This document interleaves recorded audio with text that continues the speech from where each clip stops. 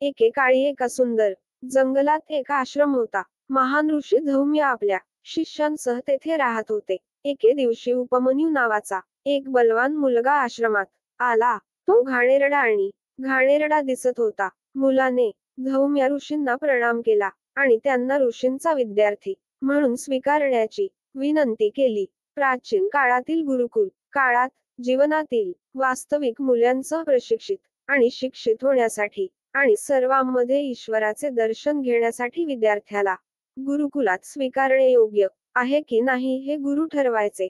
धौम्य ऋषींनी आभारी मुलाला गुरुकुलात स्वीकारण्याचा निर्णय घेतला. उपमन्यू हा कंटाळवाणा आणि मंदबुद्धीचा असला तरी विद्वान गुरूंनी काळजी घेतली की त्याचा गुरुकुलातील इतर विद्यार्थ्यांमध्ये समावेश केला. उपमन्यूने त्याच्या शिक्षणात फारसा रस दाखवला नाही. त्याला ना धर्मग्रंथ समजू शकले ना ते लक्षात ठेवता आले. तो अवज्ञाकारी होता आणि त्याच्यात अनेक चांगल्या गुणांची कमतरता होती. धौम्य ऋषी एक ज्ञानी आत्मा आणि एक कुशल शिक्षक.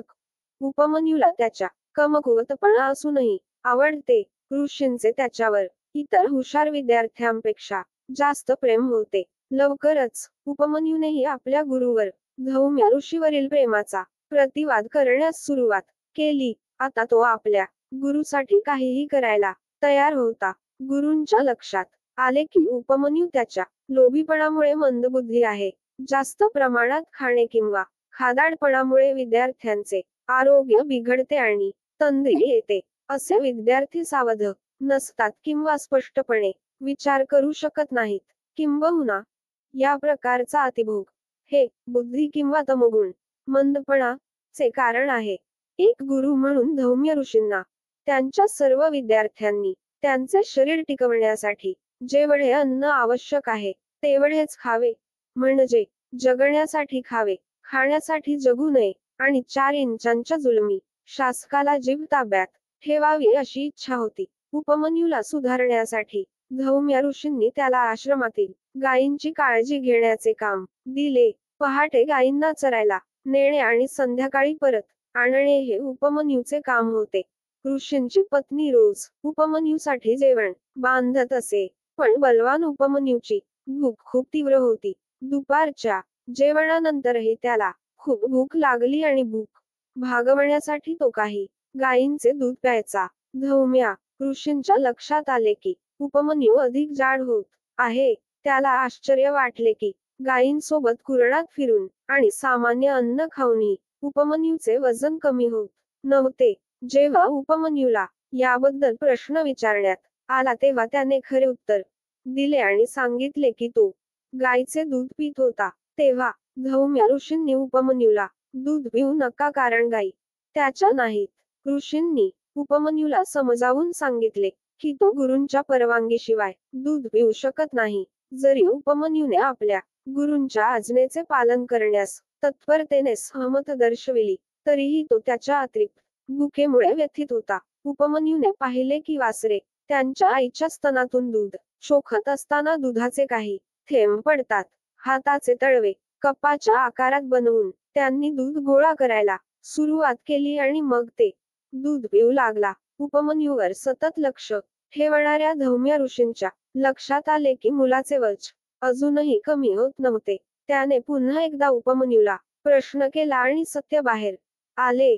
धौम्य ऋषींनी त्यांना धीराने समजावून सांगितले की वासरांच्या तोंडातून पडणारे दूध अशुद्ध आहे, म्हणून असे दूध पिणे त्यांच्या आरोग्यासाठी हानिकारक आहे.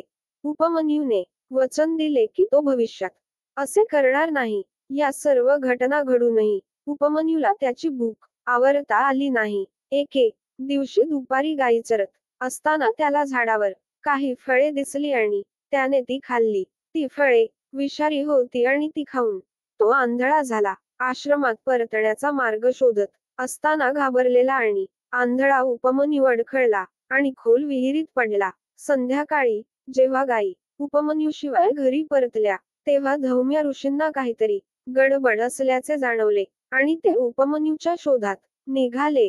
त्यांनी उपमन्यूला विहिरीत पडलेले पाहिले आणि अत्यंत सावधगिरीने आणि अत्यंत परिश्रमाने त्याला बाहेर काढले. या भयंकर अवस्थेत उपमन्यूबद्दल करुणेने भरलेल्या ऋषींनी त्याला अश्विनी कुमारांना, जुळ्या मुलांना बोलावण्याचा मंत्र पूर्णविराम शिकवला. अश्विनी कुमार हे स्वर्गीय वैद्य होते आणि मंत्रोच्चार करून ते दोघे प्रकट झाले आणि उपमन्यूची दृष्टी पुनर्संचेत केली. अत्यंत संयमाने धौम्य ऋषींनी उपमन्यूला विशेषतः अन्नाच्या इच्छेने त्याला विषारी फळे खाण्यास भाग पाडले आणि ते त्याच्या अंधत्वाचे कारण होते हे स्पष्ट केले.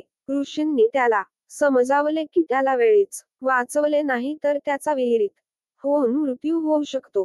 शेवटी उपमन्यूने आपल्या चुकीचे वागणे सोडले. मग तो लवकरच तंदुरुस्त आणि निरोगी तसेच बनला. ऋषींनी आपल्या प्रेमळ सल्ल्याने उपमन्यूचे रक्षण केले आणि त्याला विहिरीत मरण्यापासून वाचवले. म्हणून गुरूंनी विष्णू या रक्षकाची भूमिका घेतली. शेवटी उपमन्यूच्या लोभाचा नाश करून गुरूंनी वाईट गुणांचा नाश करणाऱ्या महेश्वराचे कार्य केले. गुरु शिक्षक हाच असतो जो आपल्याला योग्य आदर्श शिकवतो आणि योग्य मार्ग दाखवतो. अशा प्रकारे गुरु विद्यार्थ्यांमध्ये चांगल्या संस्कारांची बीजे पेरतात जे पुढे योग्य वेळ आल्यावर आध्यात्मिक मार्गात मदत करतात. म्हणून योग्य शिक्षक किंवा गुरु विद्यार्थ्यांना योग्य मार्गावर मार्गदर्शन करण्यासाठी खूप उपयुक्त ठरतात.